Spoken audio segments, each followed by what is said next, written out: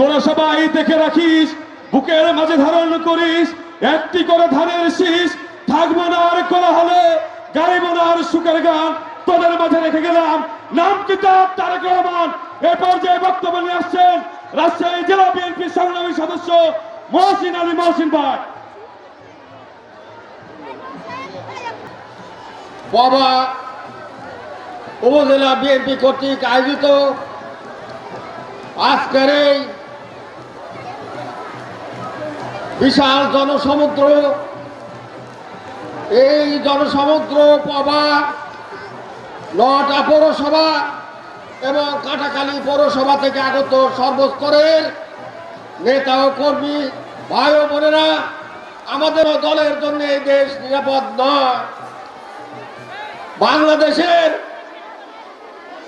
প্রিয় ধর্মের মুসলমান সহ হিন্দু খ্রিস্টান বৌদ্ধ সকল স্তরের প্রিয় ধর্মের মুসলমান বিএনপির কাছে নিরাপদ। একটি দল বিভ্রান্ত ছড়াচ্ছে, ক্ষমতায় না যাতেই বলছে আমরা ক্ষমতায় চলে গেছি, ব্যালট পেপার ছাপাচ্ছে, সেই ব্যালট পেপারে ধরা